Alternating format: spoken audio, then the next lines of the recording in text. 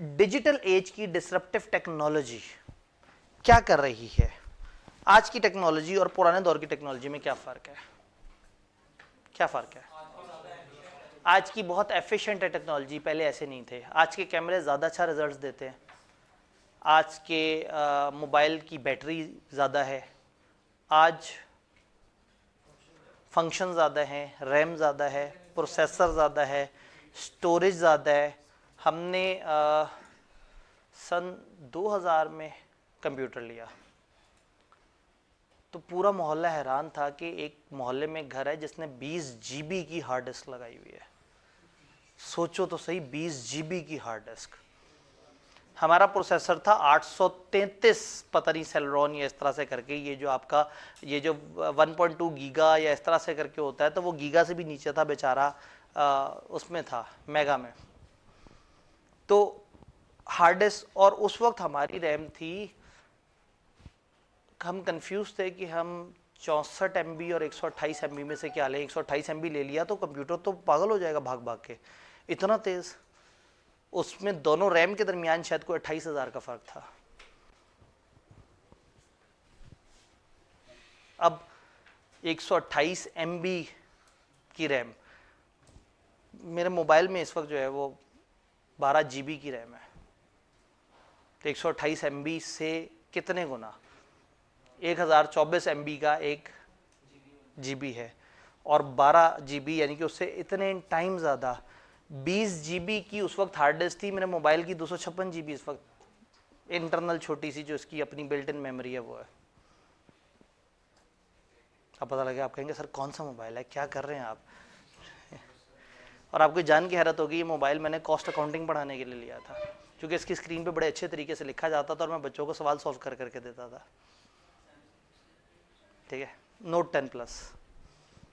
तो वो अब मेरे लिए पता नहीं, अब आप लोगों के लिए इसका यूज़ होगा कि इसकी स्क्रीन बाहर को आ जाती है या साइड से देखें तो नज़र आ रहा होता है, या इसमें ये फंक्शन ज़्यादा है। मेरे लिए जो इसका फंक्शन सबसे इंपॉर्टेंट था, उसका राइटिंग एक्सपीरियंस। किसी भी नोट से, मैं नोट 4 यूज़ कर रहा होता था, तो वो उसका राइटिंग एक्सपीरियंस उससे बहुत बेहतर होता था। तो खैर, अब ये हर बंदे का अपना अपना यूज़ है ना। तो आज की टेक्नोलॉजी पिछली टेक्नोलॉजी से कैसे बेहतर है? पावर में ज़्यादा है, स्पीड में ज़्यादा है, कॉस्ट में कम है। जितने की हमने रैम ली है इस वक्त, हमने अपनी लैब के लिए उससे सस्ते में कंप्यूटर लिए हैं। और हमने किस ज़माने में रैम ली थी? उस वक्त पैसे की क्या वैल्यू थी? तो उस ज़माने में एक अच्छा सिस्टम बनता था लाख रुपए का, तो पैसे भी ज़्यादा थे, टेक्नोलॉजी भी बड़ी हल्की थी, रफ्तार भी बड़ी स्लो थी, स्टोरेज भी बड़ी कम थी। आज रफ्तार भी तेज़ है, पावर भी बेहतर है, चीज़ें भी हैं, पोर्टेबिलिटी भी है। तो जब टेक्नोलॉजी इतनी सस्ती, इतनी तेज़, इतनी ज़बरदस्त हो गई, तो क्यों नहीं टेक्नोलॉजी खा जाएगी हर चीज़ को? तो टेक्नोलॉजी चीज़ों को चेंज कर रही है, और ये जो मॉडर्न टेक्नोलॉजी है ये तो बहुत ही ज़्यादा तेज़ी से चेंज कर रही है। अब एक छोटी सी चिप के अंदर, एक छोटे से इतने से मेमोरी कार्ड के अंदर GBs ऑफ डाटा आ जाता है। तो किताब इसके बारे में जनरल बात करने लगी है। Human mind normally realize linear and not exponential possibility. हमारा इंसान का दिमाग ना लीनियर वो करता है, एक चीज़ सोच रहे हैं, अब हम एक चीज़ सोच रहे हैं, एक दूसरे बंदे ने आगे बातें करनी शुरू कर दी, हम कहें यार अभी तुम साइड पे हो, मैं ज़रा सोच रहा हूँ कुछ, क्योंकि हम एक वक्त में काम कर सकते हैं। बट मशीनें एक वक्त में 4 काम करती हैं, करती वो भी एक वक्त में एक काम है, लेकिन वो उसको स्लाइसेस में तेज़ी तेज़ी से डिवाइड कर लेती हैं, तो वो एक वक्त में ऐसा लग रहा होता है कि वो 4 काम कर रहे हैं। तो इंसान से तो तेज़ मशीन निकली। Disruptions are always first resisted by human. लोग पहले रेजिस्ट करते हैं। कैलकुलेटर आया, इसके लोग दुश्मन हो गए, मुंशी दुश्मन हो गए। उस ज़माने के चार्टर्ड अकाउंटेंट मुंशी, मतलब आज तो प्रीमियम लोग हैं ना, तो उस ज़माने में तो वो दुश्मन हो गए। उन्होंने कहा ये लो, ये मशीन आ गई, सेठ को अगर पता लग गया इस मशीन का तो हम तो फारिग। सेठ के पास इतना टाइम भी नहीं है वो मशीन चलाए, उसने फिर आप ही से चलवानी है मशीन।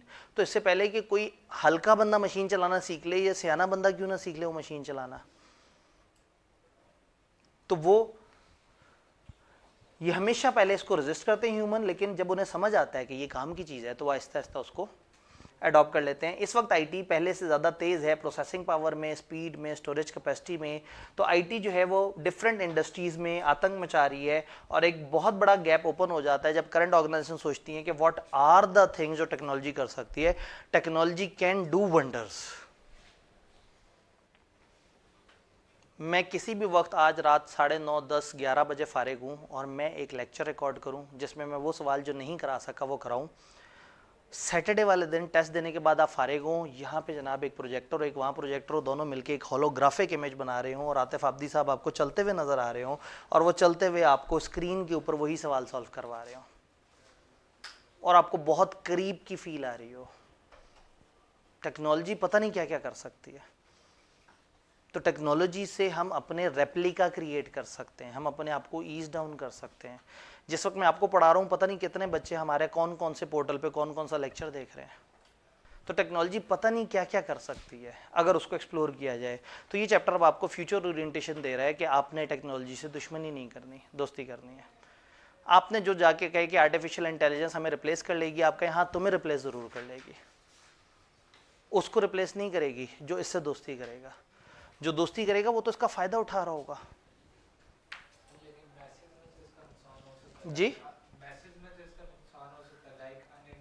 ये बिल्कुल इन्होंने सही कहा कि मैसेज पे नुकसान हो सकता है टेक्नोलॉजी आने से कुछ सियाने लोगों की जॉब बेहतर हो जाए और जो कम सियाने हैं उनकी जॉब फारिग हो जाए, और कम सियाने हर ज़माने में थोड़े से ज़्यादा होते हैं। तो ये कम सियानों के पास एक अपॉर्चुनिटी है कि वो उसको अडॉप्ट करें। कैलकुलेटर आने के बाद क्या अकाउंटेंट्स कम हुए हैं या बढ़े हैं? कंप्यूटर आने के बाद अकाउंटेंट कम हुए हैं या बढ़े हैं? क्या हुआ? ये आखिरी जुमला समझने की ज़रूरत है। एक गैप ओपन हो गया, बिजनेस सोचेगा कि क्या कुछ हो सकता है। तो ऐसा नहीं है कि हम अपना फिजिकल कॉलेज बंद कर देंगे, हम अपना एक ऑनलाइन विंग चला देंगे, हम अपना एक वो 3D इमेज वाला विंग चला देंगे, हमारा एक रिकॉर्डेड विंग चला देंगे, एक लाइव विंग चला देंगे, एक उस तरह का विंग चला देंगे।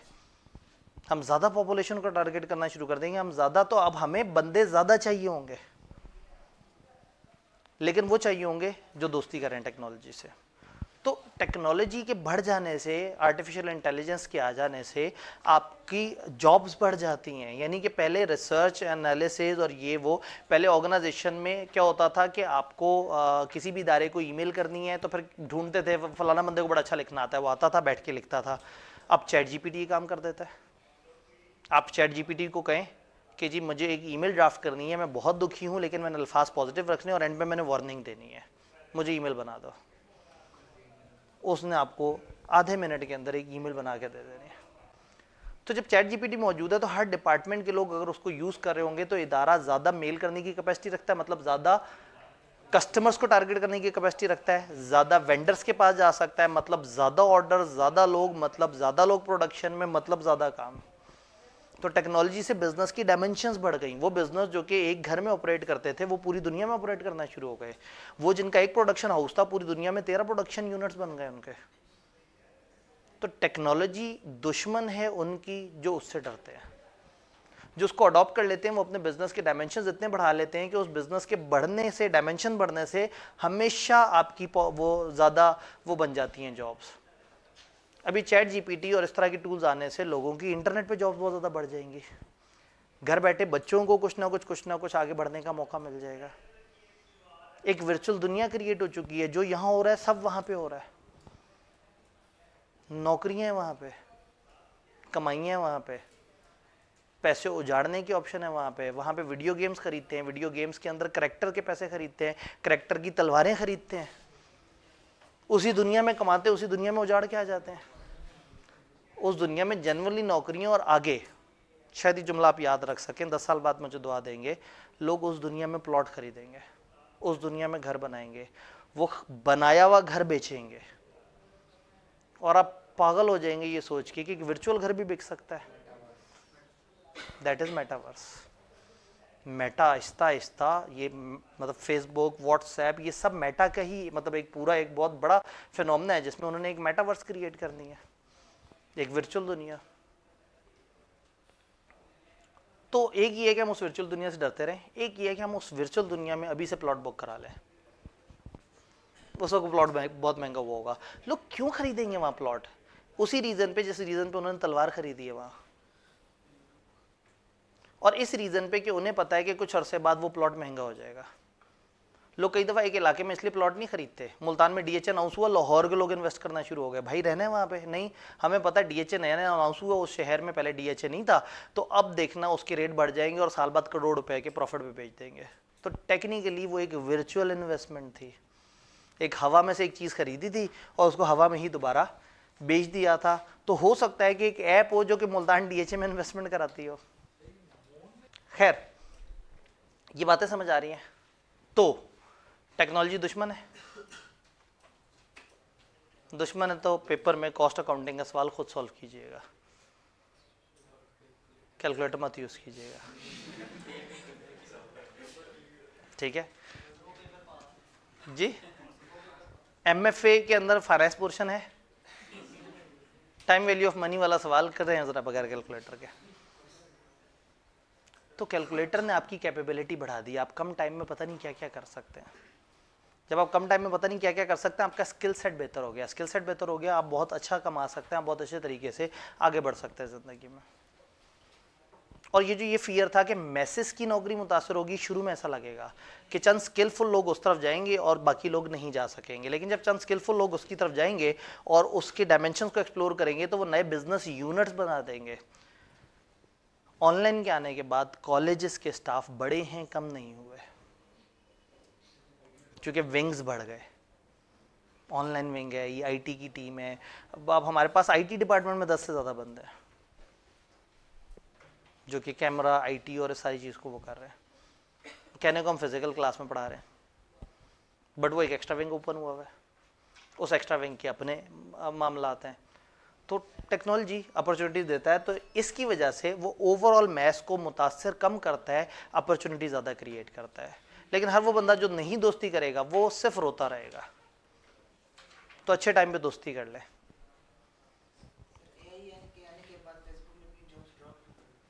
जी, एआई के आने के बाद फेसबुक ने अपनी जो जॉब्स हैं वो क्यों कम कर दी? फेसबुक ने किसी खास डिपार्टमेंट में बंदे माइनस किए, वो सबको पता लगा। लेकिन उसी फेसबुक ने उस एआई के टूल्स को यूज़ करने के लिए जो पूरा डिपार्टमेंट बनाया जिसमें उससे 3 गुना हायरिंग की, वो किसी ने नहीं देखा। मैं वही कह रहा हूँ ना कि आपके जो रेगुलर ऑपरेशन जिस तरीके से हो रहे थे वो कम हुए, लेकिन उसकी वजह से जो चीज़ें इंक्रीज हुई और उसके ऊपर जो उनकी मार्केटिंग में उन्होंने वो कर किया, या मार्केटिंग में जो उनके एआई के टूल्स जो अब यूज़ हो रहे हैं उसको सोचने के लिए, उसके पैटर्न बनाने के लिए, उसको मॉनिटर करने के लिए जो उनके पास एक नई वर्कफोर्स है, वो तो नहीं बताई। बुरी खबर हमेशा ज़्यादा प्रमोट होती है। तो बस यही है कि वो डिफरेंट एक जगह से कमी होती है। तो एज अ होल मैथ्स को देखें तो कहीं नुकसान हो रहा होगा, कहीं फ़ायदा हो रहा होगा, लेकिन फ़ायदा और नुकसान में जो फ़ायदा है वो थोड़ा सा ज़्यादा है।